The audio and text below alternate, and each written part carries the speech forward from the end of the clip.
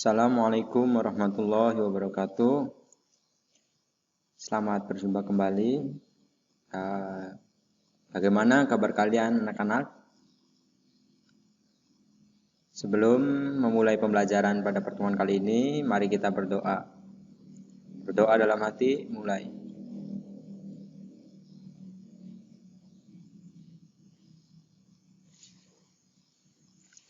Berdoa selesai.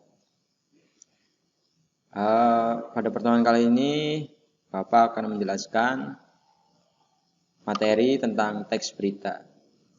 Mungkin dari teman-teman semua sudah mengetahui apa itu berita. Oke, kalau belum ada, jadi saya akan menjelaskan tentang pengertian teks berita. Jadi, pengertian teks berita merupakan teks yang berisi tentang segala peristiwa yang terjadi di dunia. Teks berita biasanya disebar melalui berbagai media seperti radio, televisi, internet, situs web, ataupun media lainnya. Bahkan koran juga bisa. Nah, terus kemudian setelah definisi teks berita, ada struktur teks berita. Teks berita mempunyai 3 poin. Yang pertama, orientasi berita. Orientasi berita merupakan pengenalan masalah atau hal apa yang dibahas dalam berita. Jadi kira-kira orientasi berita ini merujuk kepada apa gitu, aslinya tentang apa gitu. Seperti misalnya kayak bencana alam, entah itu banjir, terus gempa bumi, atau gunung meletus. Nah, itu bagian dari orientasi berita seperti itu. Terus kemudian yang kedua, peristiwa. Struktur ini menceritakan tentang kejadian yang terdapat pada peristiwa atau hal yang ingin dibahas secara rinci dan berurutan. Nah, kita kira-kira dalam menulis berita, ini struktur ini menceritakan tentang kejadian yang terdapat pada peristiwa itu. Jadi harus benar-benar terstruktur secara sistematis tentang peristiwa apa yang terjadi dalam berita yang Anda bawakan. Nah, itulah dari poin 2 tentang struktur teks berita. Terus kemudian kita lanjut ke sumber berita. Sumber berita ini biasanya terletak di bagian awal berita atau di akhir berita. Saya kasih contoh misalnya Yogyakarta, kompas.com. Korban kasus kupon wisata palsu di Gunung Kidul, Yogyakarta terus bertambah. Nah, ini adalah sumber yang memang perlu dicantumkan ketika kita menulis berita. Kalau berita-berita hoax itu biasanya dari struktur teks berita itu tidak tertata, tidak secara tersistematis ya. Ternyata demikian gitu. Dari pembahasan struktur teks berita. Kemudian kita lanjut ke poin selanjutnya. Dalam teks berita ada kaidah kebahasaan teks berita. Apa saja sih kaidah kebahasaan teks berita? Kaidah kebahasaan teks berita mempunyai 5 poin yang perlu kita ketahui. Yang pertama, penggunaan bahasa yang bersifat standar. Sekali lagi, yang pertama penggunaan bahasa yang bersifat standar. Artinya apa? Artinya menggunakan bahasa yang benar-benar baku gitu, biar supaya penyimak, audien atau para pembaca berita itu bisa memahami secara subjektif supaya tidak menimbulkan makna ganda atau bisa dikatakan ambiguitas. Demikian ya. Itu dalam poin penggunaan bahasa yang bersifat standar. Terus kemudian penggunaan kalimat langsung. Dalam teks berita, kamu akan menemukan kalimat langsung. Jadi apa itu sih kalimat langsung? Jadi ciri dari kalimat langsung yaitu ditandai dengan 2 tanda petik ganda dan disertai keterangan penyertaan. Penggunaan kalimat langsung ini terkait dengan pengutipan pernyataan-pernyataan oleh narasumber berita. Contoh, pelaku sudah kami tangkap. Pelaku sudah kami tetapkan sebagai tersangka. Saat ini kami terus mengembangkan kasusnya, ucap Sutama. Nah, inilah contoh dari penggunaan kalimat langsung. menggunakan tanda petik 2 gitu ya. Kemudian poin ketiga, penggunaan kata kerja mental.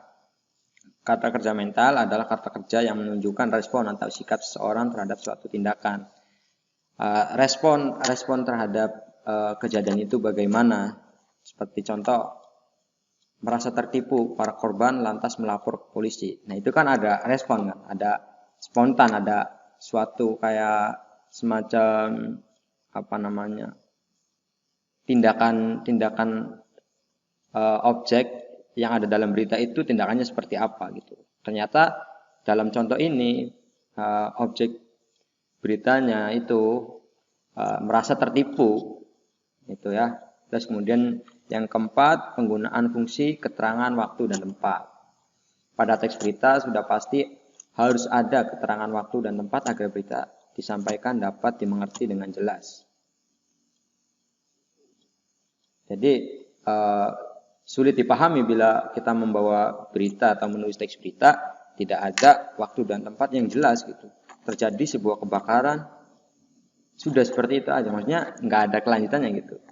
Pada siang hari di desa ini terjadi kebakaran, tepatnya di pasar Wonosari misalnya. Seperti contoh kata Kapolsek Wonosari Kompol Sutama saat dihubungi Minggu 8 bulan Oktober 2017. Nah, ini kan ada waktu dan tempat. Waktunya kapan? Waktunya hari Minggu, tanggal 8 Oktober 2017.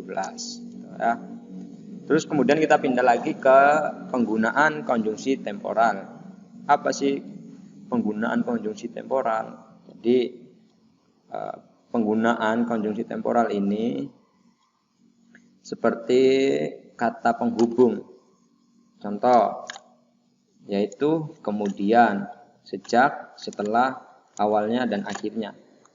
Ini konjungsi biasanya ditemukan pada struktur peristiwa yang menjelaskan berita secara kronologis, sesuai urutan waktu. Demikian ya. Contohnya apa? Contohnya, pelaku datang ke sekolahan, kemudian langsung bilang ke kepala sekolah untuk mensosialisasikan kupon wisata dan kuliner. Inilah yang perlu kita ketahui tentang kaidah kebahasaan teks berita. Jadi dari sini kita dapat ambil pelajaran bahwa menulis berita tidak hanya sembarang menulis berita, dan bahaya sekali bagi kita ketika menulis berita tidak ada sumber yang jelas, tidak ada peristiwa yang jelas gitu. Artinya apa? Artinya dapat dikatakan bahwa berita itu adalah berita hoak. Jadi fungsi atau manfaat dari kita belajar dari teks berita dalam bahasa Indonesia ini supaya kita lebih jeli lagi, supaya kita bisa memilah dan memilih tentang bagaimana apa yang kita lakukan terhadap tulisan kita. Demikian. Nanti kepada pertemuan selanjutnya kita akan coba mengkaji setiap berita-berita yang ada dalam koran. Jadi pada pertemuan selanjutnya nanti teman-teman semua membawa koran satu persatu dari rumah. Nanti kita akan bedah koran itu secara bersama-sama, mengkaji lebih dalam lagi tentang fenomena atau kejadian atau peristiwa yang ada dalam berita tersebut, koran tersebut ya. Mungkin itu saja yang dapat Bapak saya sampaikan. Mungkin itu saja yang dapat Bapak sampaikan. Kurang dan lebihnya mohon maaf. Billahi taufiq wal hidayah. Wassalamualaikum warahmatullahi wabarakatuh. Nama saya Akbar Rizik dari jurusan Tadris Bahasa Indonesia semester 6 A. NIM 12210183053. Terima kasih. Assalamualaikum warahmatullahi wabarakatuh.